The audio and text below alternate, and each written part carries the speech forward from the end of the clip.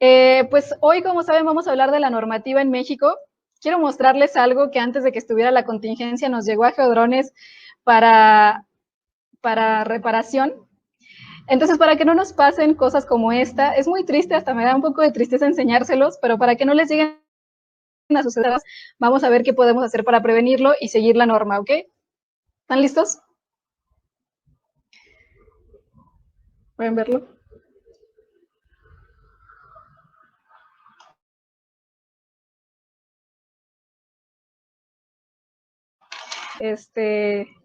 Hasta me da dolor, se los juro, me da dolor ver esto en el fondo de mi corazón. Es un dron que nos trajeron para reparación por no haber tomado las medidas y las precauciones necesarias. ¿Cómo hacemos para que este tipo de cosas no nos lleguen a suceder a nosotros? Si ustedes a lo mejor apenas se van a animar, de hecho la mayoría de ustedes no han hecho todavía levantamientos con drones, entonces probablemente apenas se van a animar a hacerlo, van a hacer una inversión o sea, obviamente hay muchas peores y en este caso no se afectó a ninguna persona que podría hacerlo peor, pero pues de todas formas da, obviamente, dolor que sucede en este tipo de cosas.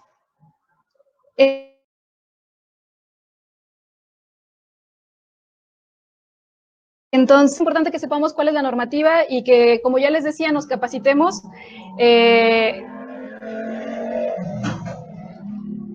El procesamiento completo para llegar a hacer levantamientos profesionales con drones es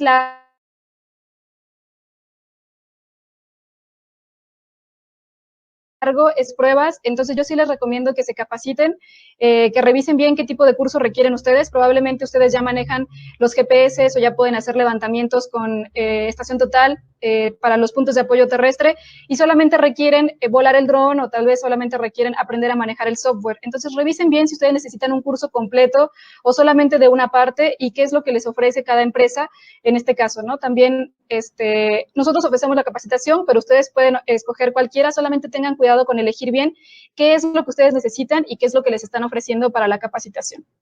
Muy bien.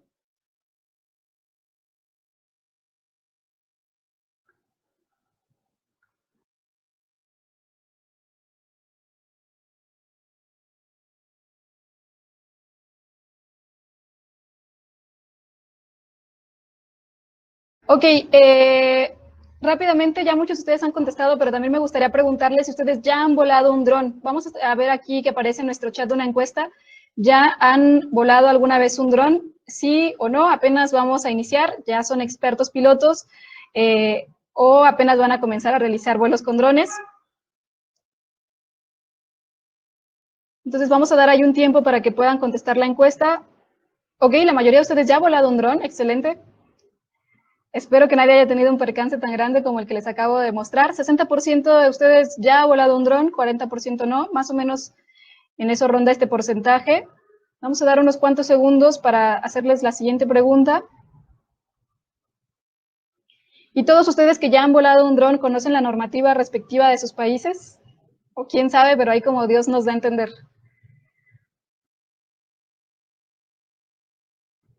Ok, algunos más o menos han realizado unos cuantos vuelos, otros tienen uno por ahí, pero no han realizado un vuelo. Ajá.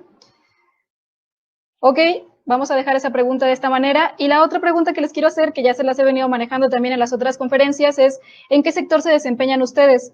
Me interesa mucho saber a qué quieren aplicar esta cuestión de los drones, para poder ponerles ejemplos también más específicos durante la conferencia de cada uno de los sectores, ¿sí?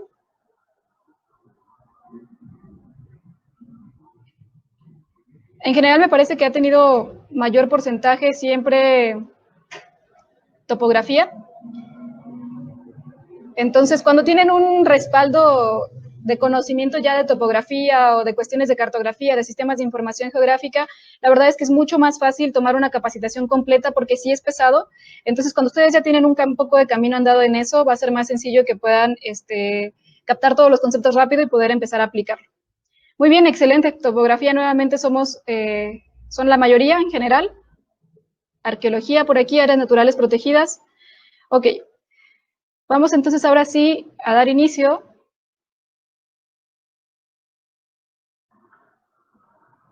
¿Pueden ver la presentación?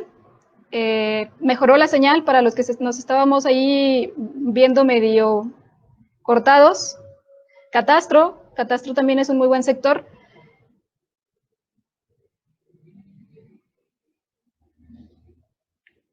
Ok, entonces hay diferentes sectores en los que nos desempeñamos. Eso está excelente porque los drones son muy versátiles y muy flexibles en sus aplicaciones y nos permiten precisamente tener esta gama tan amplia de la que hablábamos la conferencia pasada sobre dónde deberíamos aplicarlo. Entonces el día de hoy vamos ya a lo que nos truje en la normativa de drones en México. Bienvenidos, ahora sí que vamos a darnos este tiempo para ponerle mute a todo lo que está a nuestro alrededor. Dejen de escuchar ahorita al perro, al gato, a lo que sea que esté sucediendo. Vamos a poner nuestra concentración 100% en esto para lograr comprender algo de esto y poder aplicarlo y llevarlo a la vida diaria. ¿Sí? Entonces, les decía, esta va a ser más corta, probablemente nos llevemos un poco más de media hora.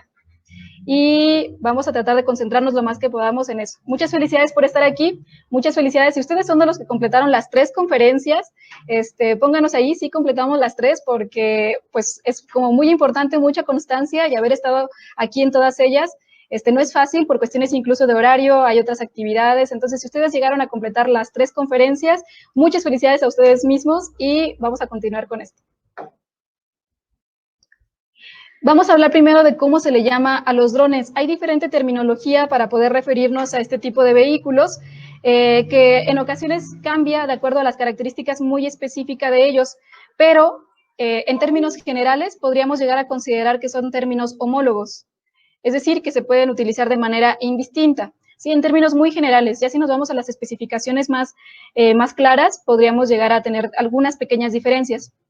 Pero bueno, el más universal o más conocido en todos lados es drone, que viene su origen tiene la palabra en inglés que significa zumbido, precisamente por este zumbido que hacen los drones multirotores al momento de despegar, aterrizar y ejecutar el vuelo, pero también se les conoce como vehículos aéreos no tripulados o VANs, también se le conoce como RPAS. De hecho, toda la normativa en México, prácticamente el término elegido para poder hacer referencia en la normativa es RPAS, que por sus siglas en inglés significa Sistema Aéreo Remotamente Pilotado, y también los conocemos como UAV, que es Vehículo Aéreo no Tripulado. Entonces, cualquiera de estos términos que ustedes encuentren por ahí van a poder considerarse en términos generales como homólogos, ¿sí? Drone, BAND, RPAS o UAVs.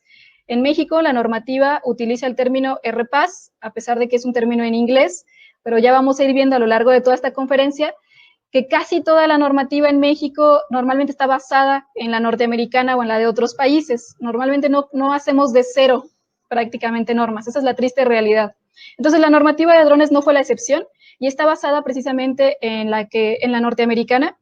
Entonces muchas de las cosas de los términos se quedaron incluso iguales, por ejemplo RPAS o incluso de las conversiones de unidades, llegamos a tener por ahí decimales en las velocidades del dron o en la elevación, precisamente por esta conversión de unidades que tenemos de la normativa norteamericana a la normativa que creamos en México. Muy bien, la normativa actual en México se llama NOM 107, el nombre completo es la NOM 107 de SCT 3 2019, porque fue aprobada en 2019 a pesar de que entra en vigor hasta este año, pero desde noviembre a octubre del 2019 ya había sido totalmente aprobada para poder entrar en vigor. Entonces, ¿quién es quien se encarga de regular todo esto en México? ¿A quién le corresponde? ¿Quién es la autoridad en realidad respecto a este tema en nuestro país? ¿Quién regula el uso de VANs o de RPAS aquí en México? Pues el encargado principal es Secretaría de Comunicaciones y Transportes, SCT, a través de su subdivisión, conocida anteriormente como Dirección General de Aeronáutica Civil, y por ahí también el INEGI quiere como medio participar, o quería, antes de que se promulgara esta nueva NOM, también decía, bueno, pues yo quiero entrarle aquí a lo de la normativa de drones, quiero tener mi participación en esto, ¿no? Anteriormente lo que teníamos era una circular. Esta circular tuvo 4 versiones, por eso tenemos ahí la CO AV 23/10R4, hubo una R1, R2, R3 y R4, cada vez que se sacaba una nueva versión se fue ajustando un poco más de acuerdo a las necesidades. La verdad es que las mismas autoridades en México han dicho que les ha costado mucho trabajo porque ellos están acostumbrados a trabajar con vehículos tripulados como helicópteros o aviones, la Dirección General de Aeronáutica Civil. Y para hacer normativa de drones ha costado mucho adaptarlo a lo que realmente se necesita, a lo que realmente se requiere en el país. Ahí como anécdota nada más, hace ya, no recuerdo si ya son 3 años o ya son 4, que nos tocó ir al primer congreso de aplicaciones de vehículos aéreos no tripulados en la UNAM, en la Ciudad de México. Y pues ahí estaba el director de la DGAC en aquel momento, personal del INEGI también, y en este caso el INEGI le preguntábamos ellos qué papel jugaban, y el INEGI decía que cada vez que nosotros realizáramos un vuelo con drones en México, era necesario que les pidiéramos un permiso y además, posterior al vuelo, una vez que ya te autorizaron el vuelo y toda esta cuestión, teníamos que entregar todas las imágenes que habíamos tomado de nuestro vuelo fotogramétrico. Entonces, yo creo que el objetivo del INEGI era tener esta gran base de datos de fotografías de alta resolución del país o algo similar, pero pues obviamente mucha gente se comenzó a quejar y le dijo, oye, pues mis clientes son de minería, por ejemplo, yo no te puedo proporcionar todas mis imágenes, las que tomé a partir de mis vuelos, porque son confidenciales o son muy importantes para mi cliente. En aquel entonces el INEGI dijo como, pues bueno, nada más los que tengan voluntad o los que sí puedan o los que sí quieran. Entonces todavía no estaba muy bien establecido qué papel iba a jugar el INEGI en esto, y solo estaban ahí como haciendo esta atenta invitación a que si tú querías colaborar con esta base de datos, pues lo hiciéramos de manera voluntaria, ¿sí? Ok. Resulta que hace poco en México desaparece por completo o cambia o evoluciona de alguna manera lo que conocíamos originalmente como DGAC o Dirección General de Aeronáutica Civil. Debe haber algo equivalente en sus países, muy similar. El cambio se viene manejando desde hace más de 10 años y es más bien un cambio que tiene que ver con cuestiones administrativas. La Dirección General de Aeronáutica Civil no se acoplaba a muchas de las normativas internacionales o no coincidía administrativamente para poder hacer otro tipo de convenios o entrar en estas normativas y encajar con ellas. Entonces, desde hace más de 10 años se viene gestionando a través de CCT que la DGAC evolucione y permita encajar con todo esto que les menciono. Entonces, hasta ahorita coincide con que precisamente se da este cambio y la DGAC evoluciona a lo que actualmente conocemos como la Agencia Federal de Aviación Civil o AFAC en México. Entonces, prácticamente ya no existe la DGAC, aunque en estructura o en personal y en muchas cosas sigue siendo lo mismo. Conservan a las mismas personas, pero realizando estas otras funciones que les menciono que se agregan para poder estar al nivel o a la altura de las normativas internacionales. Entonces, ya no es DGAC, sino que ahora vamos a hacer referencia a lo que se conoce como Agencia Federal de Aviación Civil o AFAC. ¿Queda claro eso? Entonces, ¿qué podría pasar si nosotros no respetamos esto de la normativa? Pues una vez que se nos caiga el dron como el que les acabo de enseñar, ¿sí lo vieron todos? Creo que no habían llegado todos, pero les voy a enseñar un dron rápidamente que nos trajeron para reparación y pues aquí está todavía estancado. El gimbal, del que les mencionaba también en la primera conferencia, donde tenían que establecer ciertos grados de inclinación de la cámara, pues está totalmente roto. Entonces, para que no nos pase esto, nosotros le preguntábamos en aquel entonces al director de la DGAC, que estuvo en este congreso al que les menciono, qué iba a pasar si no seguíamos las reglas, porque, por ejemplo, ahorita ya está más difundida esta información, pero hace 4 años que les menciono, pues no sabíamos exactamente cuál era la normativa que teníamos que seguir. Por ejemplo, en ese congreso, el director de la DGAC nos mencionó por primera vez que la altura máxima a la que podíamos volar, ¿ustedes saben cuál es? Vamos a hacer una encuesta aquí rápido antes de contarles la anécdota completa. ¿Ustedes saben cuál es la altura máxima a la que se puede volar en México?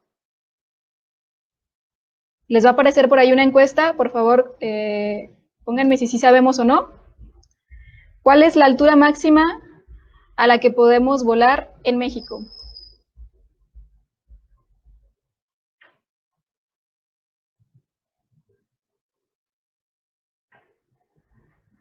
Muy bien, es un grupo muy informado, ustedes están muy capacitados. Hay unos que otros que menos de 100. La altura máxima son 120 metros, menos de 120 metros estamos bien. Pero en aquel congreso que les menciono, el director nos dijo, por ejemplo, ustedes no deben volar a más de 120 metros y todos nos volteamos a ver así como de, ¿qué está pasando aquí? O sea, no sabíamos en absoluto que esa era la altura máxima. Deben tener en cuenta que el fabricante me permite volar a mucha mayor elevación, pero la normativa en México al menos dice que hasta ahí es donde podemos estar volando. Hay ciertas excepciones que vamos a estar viendo ahorita, pero en general son 120 metros. Entonces le decíamos, y si no se respetan estas normativas o estas reglas que nos están mencionando, ¿qué va a pasar? En aquel entonces, pues no había tal cual una estructura, ni era norma oficial todavía. Y él nos decía, miren, imagínense si ustedes ya me conocían o ya habían estado en algún curso, siempre cuento esta historia, pero es una historia verídica, así que, bueno, nos decía, ¿qué va a pasar si ustedes se pasan un alto? En este caso, si se pasan un semáforo en rojo, ¿qué podría llegar a suceder? Entonces la gente empezó como a comentar, bueno, pues lo que puede llegar a suceder es que choque, ¿sí? Y si ustedes chocan, pues puede pasar que causen daños materiales o que causen otro tipo de daños más graves, como que pueda fallecer una persona o ustedes mismos, ¿sí? En el caso de que solamente choquemos y sean daños materiales, pues llegan los seguros, se arreglan y no pasa nada, pero si ya pasa otra cuestión más grave, pues pueden ustedes mismos fallecer o incluso ir a la cárcel por otro tipo de cuestiones, ¿no? Esa es la primera opción, que haya un choque. ¿Qué más podría llegar a pasar si se pasan un semáforo en rojo? Pues que haya un tránsito vial, en este caso cercano, y que nos llegue a multar. Entonces, si el tránsito nos multa, pues tendríamos que ir a pagar la multa correspondiente de acuerdo al agravio que hemos cometido. Y la otra cosa que puede pasar es que no pase nada, absolutamente nada, que ni haya un tránsito cerca y que tampoco cause ningún accidente y que todo siga como si nada hubiese pasado. Entonces él nos decía, con drones es exactamente lo mismo. Puede ser que no suceda nada, puede ser que generen ustedes y ocasionen un accidente, o puede ser que los lleguen a ver, y en este caso ya, que los lleguen a multar, o que les quiten por completo la licencia o el permiso para estar volando drones. Y en aquel entonces él nos hacía la invitación a que nosotros fuéramos embajadores de estas reglas y de estas buenas costumbres para llevarlas y esparcirlas pues en toda la comunidad de personas que nos dedicamos a esto. Entonces yo hago lo mismo el día de hoy con ustedes. Los invito a que seamos embajadores de las buenas costumbres y los buenos usos, sobre todo porque en todos nuestros países está aumentando de manera exponencial. Ahora sí que el uso de drones y la compra de drones. Es tan fácil como ir a comprar uno a Liverpool o a Sears o donde ustedes quieran y vamos a tener ya, bueno, cada vez el espacio aéreo está más saturado de personas que a lo mejor no tienen ni siquiera una instrucción mínima en cómo hacer el vuelo de este tipo de equipos. Sí, entonces es muy importante que nosotros respetemos las normas y además las divulguemos para que puedan ser difundidas de una manera muy amplia, ¿sí? Ok. ¿A quién aplica esta NOM 107? Pues a todo el mundo que piense o pretenda operar una aeronave pilotada a distancia o una RPAS, a los fabricantes, importadores y comercializadores de drones y a todos los RPAS utilizados por el Estado para operaciones civiles. Aquellos RPAS que son utilizados para operaciones militares muchas veces pueden no acatar este tipo de normas, pero las de operaciones civiles, a todos los fabricantes, importadores y comercializadores y a todos aquellos que pretendan o ya operen drones, va a aplicar. Por ahí estoy viendo varias preguntas importantes, ahorita al final las vamos a estar contestando, ¿sí? Lo primero que hay que saber de la norma y lo más importante es cómo se clasifica mi dron. La clasificación del dron se hace de acuerdo a dos características muy importantes. ¿Cuál es el peso máximo de despegue y qué uso le voy a dar? De acuerdo a estas dos características, yo tengo que decidir, bueno, tengo que identificar en qué categoría cae la clasificación de mi dron. Entonces, se divide en tres de acuerdo al peso máximo de despegue. Todos aquellos que pesan 2 kilogramos o menos se consideran RPAS micros. Aquí entran todos los de la línea Spark, todos los de la línea Mavic y todos los de la línea Phantom, ¿ok? Todos pesan en realidad menos de 2 kilogramos y entran en la categoría de micro, de acuerdo a su peso. Por otro lado están los que pesan de 2 a 25 kilos. A ellos se les considera pequeños y ya tienen otro tipo de características y a seguir. Aquí entra, por ejemplo, lo que es un Inspire, ya sea el 1 o el 2, entran también los Matriz, el M600, el M200, y bueno, después tenemos los drones de más de 25 kilogramos que se consideran ya RPAS grandes. ¿Okay? De acuerdo al peso son esas tres categorías, micro, pequeño y grande. El micro es de menos de 2 kilos, el pequeño es de 2 a 25 y el grande es de más de 25 kilogramos. Y por otro lado está el uso. ¿Qué uso le voy a dar a estos drones? Hay tres usos también. Está el privado recreativo, el privado no comercial y el comercial. El privado recreativo es siempre y cuando yo lo vuele de manera exclusiva para recreación y dentro de un campo de aeromodelismo, que es uno de estos lugares específicamente hechos para esto. El AGRAS es pequeño. Por ahí me salió la pregunta de el AGRAS entra, el AGRAS se considera de 2 a 25 y es pequeño. El privado recreativo es solamente si lo van a usar para pura recreación y dentro de un campo de aeromodelismo dedicado específicamente para ello. Después viene el privado no comercial. Si ustedes no están lucrando de alguna manera con los servicios del dron, pero tampoco lo están haciendo dentro de un campo de aeromodelismo, ya se considera privado no comercial. Si también lo están utilizando para investigación dentro de una universidad o algún instituto, se considera también privado no comercial. Y por último, tenemos la categoría de comercial. Pues evidentemente si lo van a utilizar para lucrar de alguna manera o para obtener un beneficio económico dentro de una empresa o dentro incluso de alguna universidad, pues tenemos el de uso comercial, ¿ok? Todos los de la línea Phantom entran en micro, ¿ok? Todos los de la línea Mavic, todo el Spark, todos los de la línea Phantom entran dentro de la categoría micro, que son 2 kilogramos o menos. De 2 a 25 kilogramos tenemos el Agras, los Inspire y los M200, M600, etcétera, etcétera, ¿ok? Pero aparte está el uso. Por ejemplo, si yo aquí en Geodrones tengo un dron de los que se cuenta, un Phantom 4 Obsidiana, un Phantom 4 Pro, que utilizamos obviamente de manera comercial, entonces mi dron es de la categoría en la que cae es un RPAS micro de uso comercial, ¿ok? Entonces el dron sería micro de uso comercial. Por otro lado, si en la universidad contamos con un dron Inspire para cuestiones de investigación, entonces el dron Inspire sería pequeño de uso privado no comercial. ¿Okay? Es muy importante que identifiquemos primero cuál es la categoría en ambas secciones de nuestro dron. Esto nos lo va a pedir cuando hagamos el registro. Entonces ahorita vamos a ver qué es esto del registro también. Pero lo más importante de aquí es que sepamos cuál es la categoría de acuerdo al peso de despegue y al uso que le vamos a dar. Ok, la primera categoría son los RPAS micro. ¿Alguien sabe qué dron es este que vemos aquí en la imagen? ¿Tienen idea? ¿Lo pueden reconocer a partir de la imagen? ¿Qué dron es este? Pónganme en el chat si alguien sabe.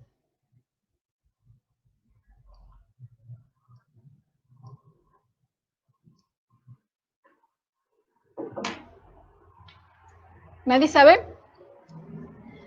Ya, por ahí José Lewis López Canseco tiene la respuesta correcta, fue el primero. Es un Mavic Mini, evidentemente. No es un Mavic Pro, no es ningún otro tipo de Mavic, es un Mavic Mini. Es la última, ahora sí que el último estreno de la marca DJI. Y la magia de este dron es que pesa 249 gramos. La normativa en México comienza a aplicar a partir de que los drones pesan 250 gramos. Si pesan menos de 250 gramos, no importa y prácticamente puede violar todas estas leyes porque su peso al parecer no atenta contra el bienestar general de las otras personas. Entonces el Mavic Mini es el único que puede llegar a excluirse o a prescindir de seguir todas estas reglas. Recuerden también que el Mavic Mini no me sirve en absoluto para hacer levantamientos profesionales con drones, ¿ok? Es un dron totalmente recreativo, solamente me permite tomar fotos y video, pero no serviría en absoluto para hacer levantamientos profesionales con drones. Pero bueno, solamente para que lo tengamos en cuenta. Entonces, los drones micro, que ya dijimos que aquí entran todos los Mavic, todos los Phantom, ¿qué debo tener?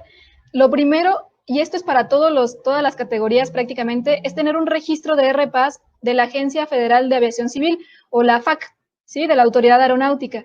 ¿Cómo voy a obtener este registro? Pues si ustedes googlean tal cual obtener el registro de drones en México, van a encontrar la explicación en una de las páginas, en la página de Geodrones, la explicación a detalle, pero todo el registro se hace en línea y se hace por cada dron que tengamos. Cada dron debe estar registrado porque lo que me regresan es un folio único de registro específico para ese dron, ¿sí? Y ahí es donde debo decirle la categoría en la que se encuentra de acuerdo a su peso y de acuerdo a su uso.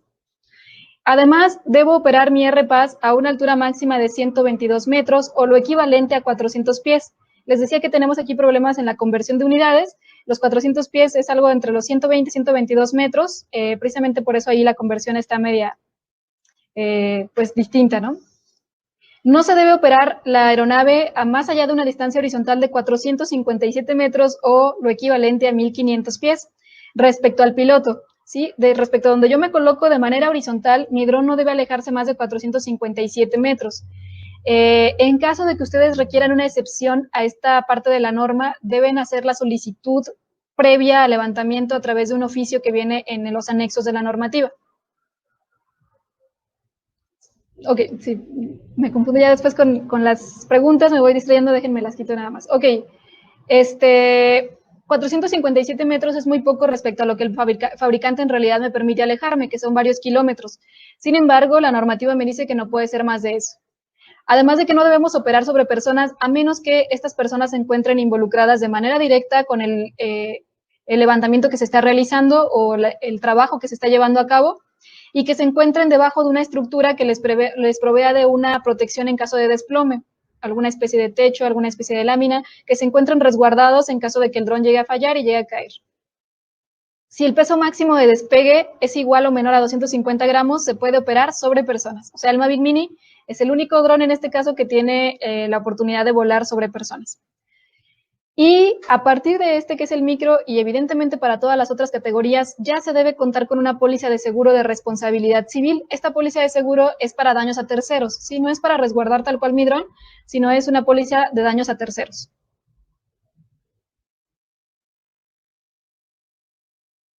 Ok, el siguiente, aquí dice ligero, pero es el pequeño que teníamos como en la segunda categoría de peso.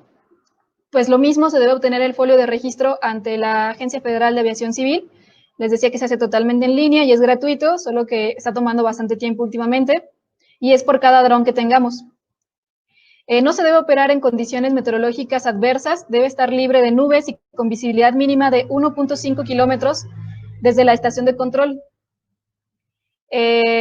Bueno, ahorita vamos a hablar más de las cuestiones meteorológicas. Se debe contar en la estación de control con siempre donde ustedes vuelen su dron, donde se coloquen para poder despegar y aterrizar, que sea su estación de control, van a tener que contar con una copia de lo siguiente: el manual de operación aprobado por la Autoridad Aeronáutica. O sea, ustedes tienen que diseñar, basados en el manual de operación de su dron del fabricante, hacer su propio manual de operación de acuerdo a las prácticas que realizan normalmente, enviarlo a la Autoridad Aeronáutica y que se los aprueben para poder realizar vuelos con drones pequeños.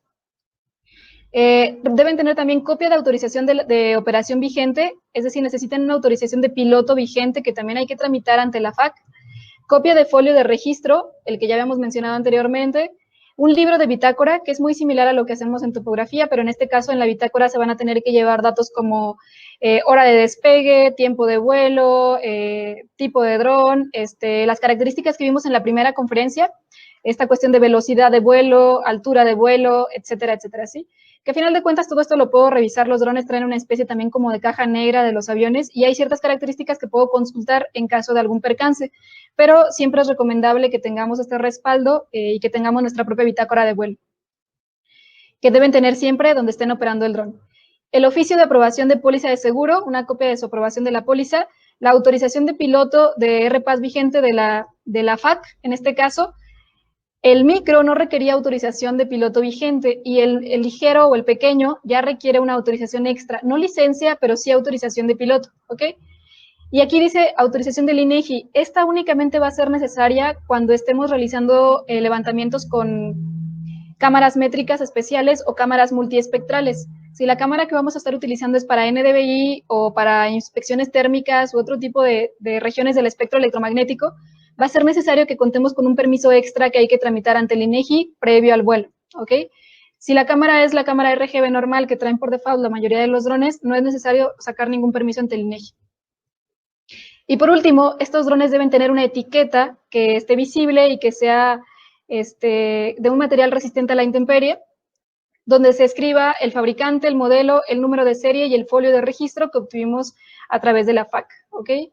Yo recomiendo que aunque tengan un dron micro lo hagan, que le pongan esta etiqueta para poder identificar y estar todos en esta normativa ya un poco más centrados.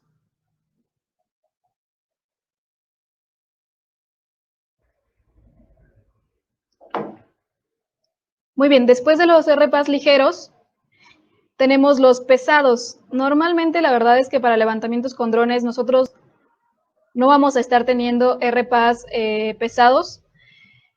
Casi siempre se utilizan o micros o pequeños, pero bueno, aquí sí se vuelve un poco más complicado. Hay que tener todo lo anterior que mencionamos de las otras dos categorías y además las cuestiones meteorológicas se vuelven un poco más estrictas. ¿Por qué? Porque este tipo de drones pues también pueden volar a una mayor elevación, ya no tienen que respetar tal cual estos 120 metros de los que hablábamos, pero eso los vuelve más vulnerables a las condiciones meteorológicas.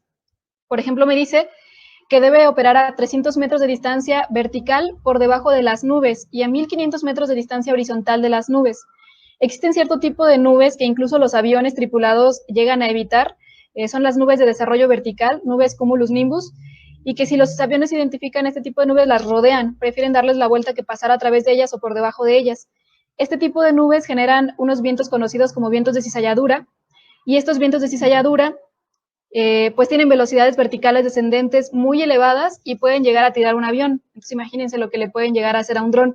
Eso es muy importante que mantengamos estas cuestiones meteorológicas, al menos 300 metros de distancia vertical de la nube y 1500 metros de distancia horizontal.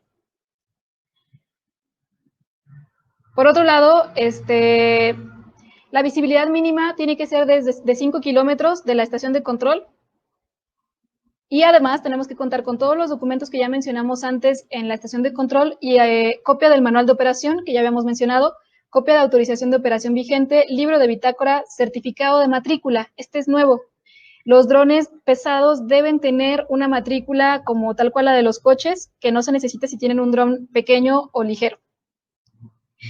Además, debemos tener un certificado de aeronavegabilidad vigente, el oficio de aprobación de la póliza de seguro, la licencia de piloto. Aquí sí ya requerimos licencia, en el anterior se requería una autorización nada más.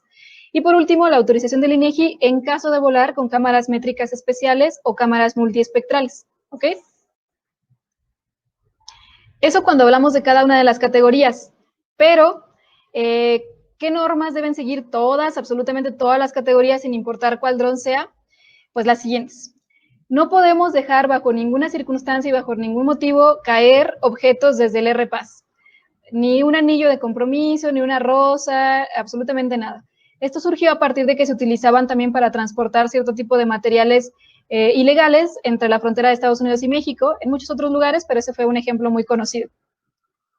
Otra cuestión es que no se pueden transportar materiales peligrosos, ni armas, ni sustancias prohibidas, por la misma situación que ya comentábamos. Los drones deben ser operados durante las horas oficiales entre la salida y la puesta del sol. Si ustedes necesitan volar posterior a la puesta del sol o antes de la salida del mismo, deben solicitar una excepción a la norma a través de un oficio que viene en los anexos de la NOM oficial.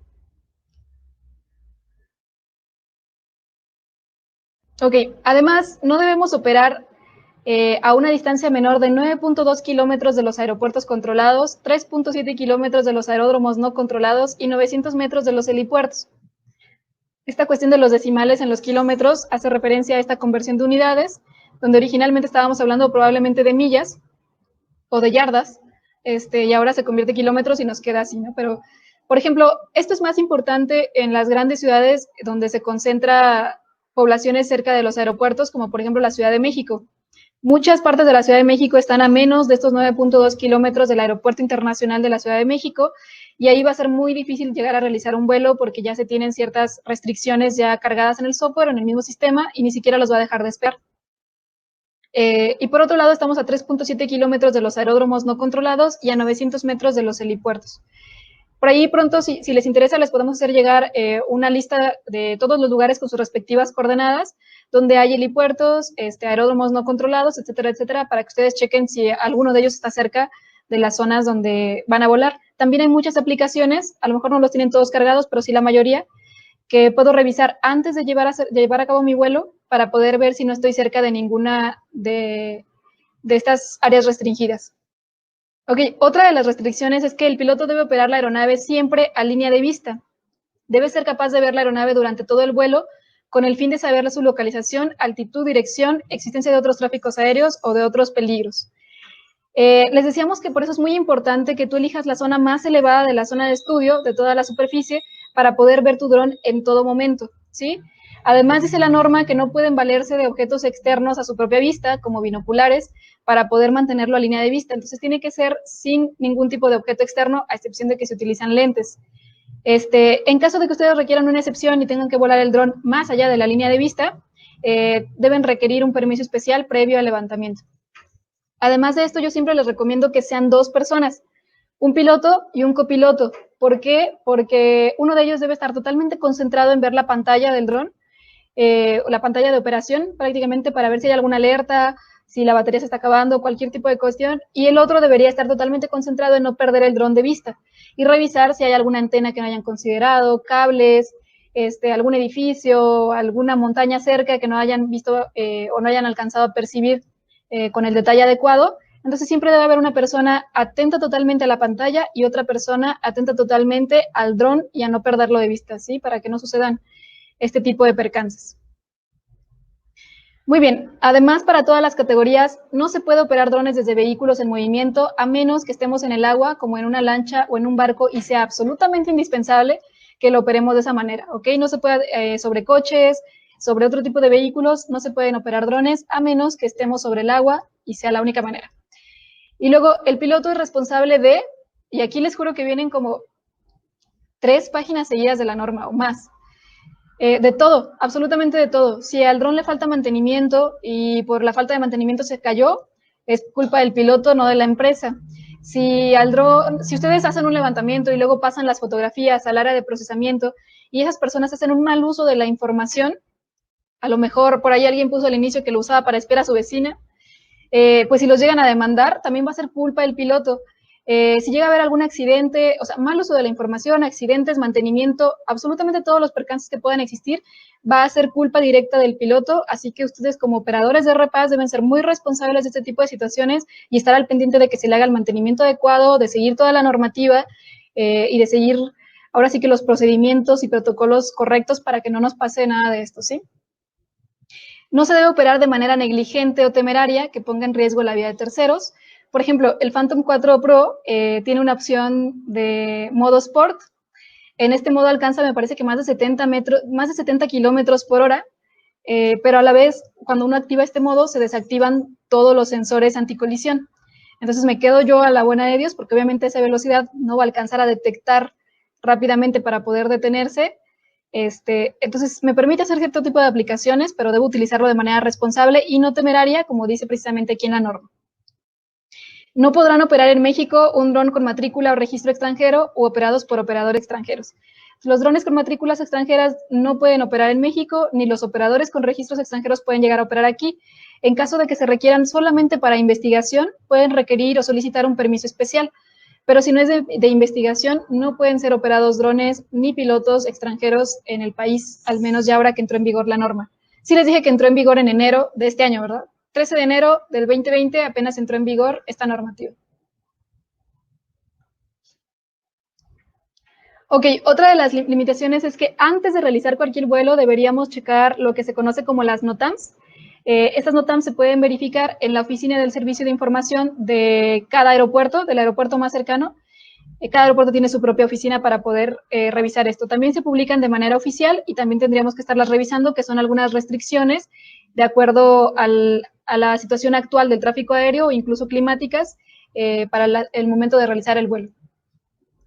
Ninguna persona debe actuar como piloto del dron o como observador en estado de ebriedad o bajo los efectos de estupefacientes, psicotrópicos o enervantes. O sea, obviamente ni bajo efecto de drogas o alcohol podemos estar operando un dron, tal cual así lo dice la norma. Y el piloto no debe operar más de una aeronave a la vez, ¿ok? Solamente podemos operar un solo dron a la vez, nada de que esté yo aquí con mis 2 controles operando para hacer experimentos, eso está en contra de la norma. Y otra cuestión es que los RPAS utilizados por el Estado o para realizar operaciones militares, ya les había dicho, no necesariamente se ajustan a estas normas, sino que tienen su propia normativa independiente. Y la AFAC cuenta con un sistema de reportes. Si ustedes llegan a detectar a alguien que viola esta norma, hay un formato que debemos llenar que viene directamente en la página de la DGAC, que ahora ya es AFAC. Llenan ustedes el reporte y se va a hacer, pues ahora sí que poco a poco la idea es ir regulando todo esto y que haya una forma de denunciar en caso de que ustedes identifiquen o detecten que alguien está haciendo violaciones a esta norma, ¿ok? Ok, esto es bien teórico, ya han sido muchos conceptos y es como de, ¿pero qué? Entonces, ¿sí puedo volar o no? Más allá de la norma, de manera personal, recomendamos las siguientes cuestiones a tener en cuenta y a ser muy precavidos con ellas. Volar siempre en áreas abiertas, que mi área de despegue y aterrizaje sea lo más despejada posible, aunque en ocasiones sabemos que es complejo. Tener una buena señal de GPS para que la comunicación con el dron sea la adecuada.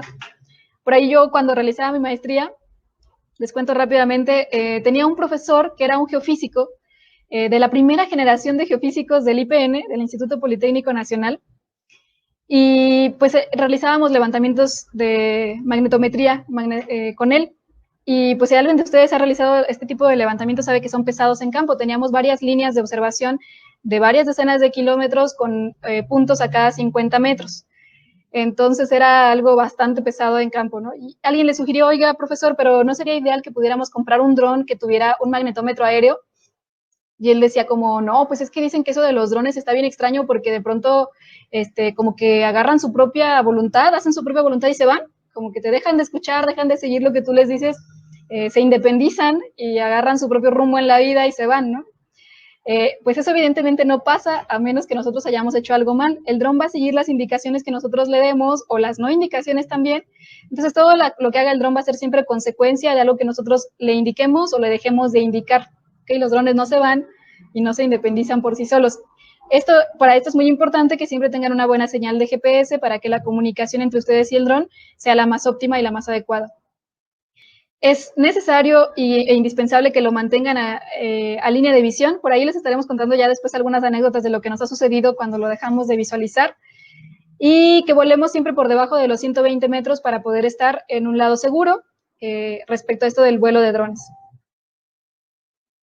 Además, se recomienda que no vuelen, por favor, donde haya muchas personas aglomeradas. Toda esta gente que vuela en conciertos y todo este tipo de reuniones, pues llega a ser muy peligroso, pero bueno, nosotros como profesionales de la fotogrametría normalmente podemos evitar las aglomeraciones.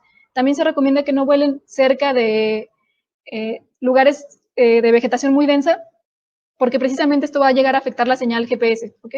También cerca de líneas eléctricas, líneas de alta tensión, cerca de aeropuertos, cerca de edificios demasiado elevados, todo esto va a llegar a afectar el desempeño de mi dron o la señal GPS que va a llegar a él. Y las condiciones meteorológicas que ya les habíamos mencionado, de preferencia, o bueno, en realidad, este tipo de drones aguantan cierta adversidad climática, o sea, si empieza a llover y yo lo estoy volando, todavía puedo traérmelo sin problemas, no es que en el regreso ya se vaya a descomponer, pero hay que recordar que son a final de cuentas aparatos electrónicos y que si va a afectarse, si tenemos lluvia, granizo, neblina, tormentas eléctricas, etcétera, etcétera, es preferible no volar, o más bien no debemos volar. Y la velocidad del viento que ya hemos mencionado antes también, que debe ser siempre por debajo de los 10 metros sobre segundo, ¿sí? De preferencia tener velocidades de viento de menos de 10 metros sobre segundo. Listo, pues eso por la normativa de drones en México. Nos aventamos a final los 45 minutos. Me gustaría pasar ahorita a una sección de dudas y comentarios para poder saber cuáles son sus principales inquietudes de esto. Cuéntenme qué necesitan ustedes saber, cuáles son estas inquietudes. Entonces, por ahí me van a estar ayudando a pasarme algunas de las preguntas más recurrentes.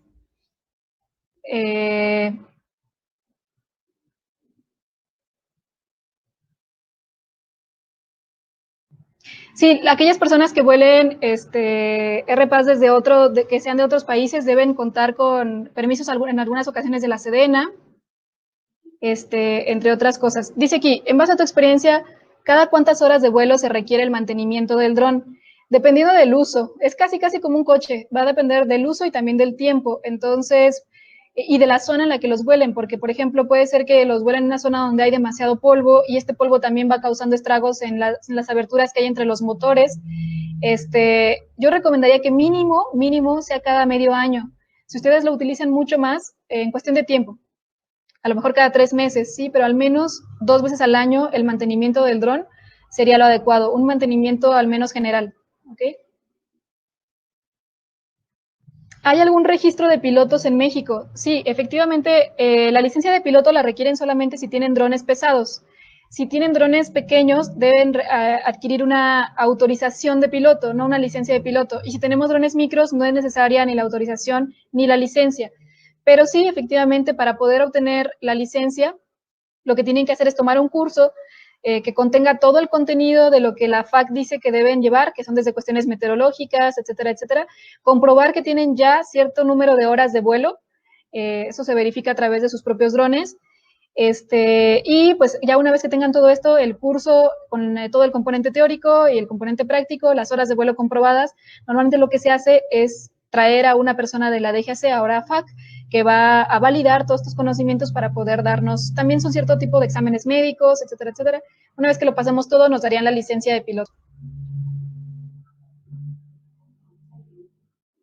Para solo practicar con el dron, ¿debo solicitar permisos cada que practique? No, el permiso no es cada que vayamos a hacer un vuelo, en este caso. Deben solicitar un registro. El registro es único y deben solicitar el registro del dron. Si lo que van a hacer solamente es practicar, va a depender de dónde van a practicar. Si van a practicar y con qué dron, ¿sí? Entonces, si ustedes tienen un dron de la categoría micro, solamente van a practicar y no es para cuestiones comerciales, no es necesario que tengan licencia ni nada por el estilo. Pero recuerden que si quieren caer en la categoría de recreativo, deberían volar en un centro recreativo.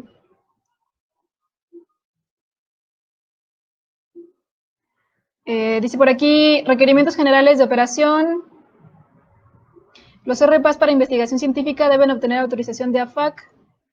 INEGI y se ven analizando la novedad, llegamos a la conclusión de que sin importar la categoría del dron, si se hace investigación científica, es necesaria la autorización. ¿Concuerdan con eso? Para poder hacer investigación, depende del dron, sí, definitivamente lo que necesitamos. Todos requieren registro. O sea, lo primero es hacer el registro de mi dron ante la FAC, en este caso, ¿ok? Y luego lo otro es que si lo que van a realizar requieren cámaras métricas calibradas especialmente o multiespectrales, necesitamos el permiso del INEGI. ¿Ok? Entonces, y si además queremos volar en zonas restringidas, deberíamos solicitar el permiso de la Sedena, pero va a depender de lo que yo requiera. Si mi dron es micro, no necesito licencia ni autorización, pero si mi dron es pequeño, requiero la autorización de piloto. Todos requieren la póliza de seguro, incluso si es para investigación, y no importa la categoría a la que pertenezca. Todos requieren póliza de seguro.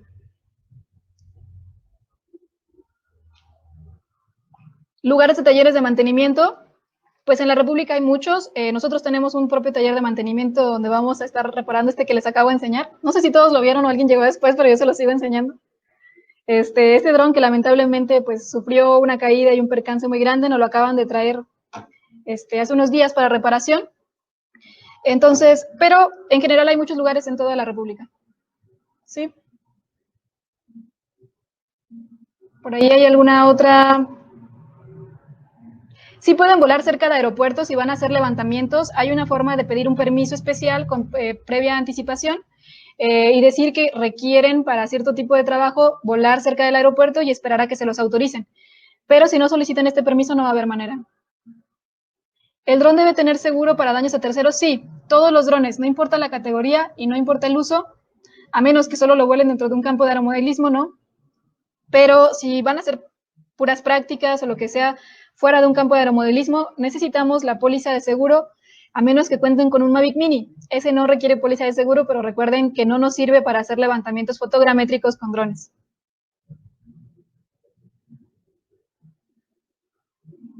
Vamos a ver por allí unas cuantas preguntas más. A ver si el día de hoy no nos pasa lo que nos pasó en la conferencia pasada, ahí las fallas y problemas técnicos. La pregunta sobre los seguros, ¿qué institución asegura los drones? Pues miren, las aseguradoras todavía no se quieren subir de lleno a esta cuestión de los drones, apenas están viendo cómo ofrecernos algo tal cual, la mayoría de las aseguradoras, pero las que ya lo hacen, por ahí me parece que MAPFRE ya estaba ofreciendo uno, pero no estoy segura si solamente es en España, hay otras locales, HDI ya está intentando subirse también a esta cuestión. Te van a preguntar exactamente lo mismo que si fuese un seguro de coche, o sea, quién lo va a operar, en qué horario lo va a operar, qué edad tiene la persona que lo va a operar, para qué tipo de cosas se utiliza, cuántas horas de vuelo tiene el piloto que lo va a estar operando. Entonces, hay que proporcionar todo este tipo de información y en base a eso les van a hacer una cotización más personalizada del monto del seguro, ¿sí? ¿El registro de DGC sirve ahora que es AFAC? Sí, el mismo registro sigue vigente ahora que es AFAC, solamente que si tienen un nuevo dron, recuerden que este registro es individual por cada dron. Tendrían que realizarlo para todos los nuevos drones que lleguen a tener. ¿Sí?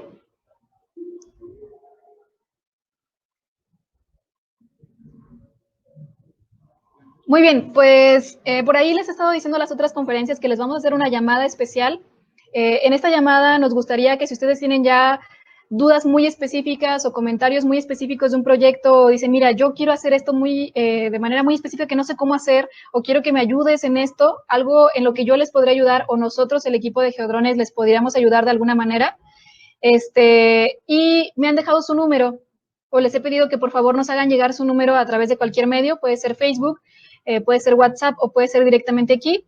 Las llamadas las vamos a estar realizando a partir del día de mañana, es lo más seguro. Si ustedes ya me dejaron su número, ya no lo dejen hoy, no se preocupen, no es necesario. Pero si les gustaría que pudiéramos platicar un rato y resolver algunas dudas de esto, y conocer más sobre lo que a ustedes le necesitan, sobre lo que les preocupa en esta cuestión de los drones, déjenme su número si aún no lo han dejado, o pueden mandarlo, por aquí les pusieron un número de WhatsApp, lo pueden mandar también a eso, a ese número de WhatsApp, si no lo quieren poner aquí público, y a partir de mañana les estaríamos llamando para entre 15 y 20 minutos poder resolver sus dudas y poder conocerlos más y poder saber en qué sector se desempeñan y cuáles son sus verdaderas necesidades, ¿sí? Pues me dio mucho gusto, me da un poco de tristeza y un poco de nostalgia tener que despedirnos. La verdad es que pues no se puede resolver todas estas dudas, como les decía. Me gusta que participen mucho, me gusta que estemos atentos a esto y espero poder hacer un en vivo o un video donde esté rescatando las preguntas más repetidas y podamos estarlas contestando, ¿sí? Porque hay algunas muy interesantes que yo creo que podríamos estar contestando por separado, ¿sí? Un gusto conocerlos, un gusto saber de ustedes, un gusto tener este contacto y tener esta oportunidad de escucharnos y de compartir, sobre todo en esta época en la que estamos un poco recluidos en nuestras casas. Entonces, espero que sigamos en contacto, que esto no quede aquí. Síganos, les dejo por aquí las redes que tenemos de la empresa, la página de Geodrones, el Facebook, el canal de YouTube y el canal de Instagram. No sé cuál sea la que más les gusta a ustedes. Intentamos publicar un poco de contenido en todas. Así que los invito a que nos sigan y que sigamos en contacto para toda la información que vamos a estar proporcionando. Y pues un saludo a todos, un abrazo, que pasen un buen inicio de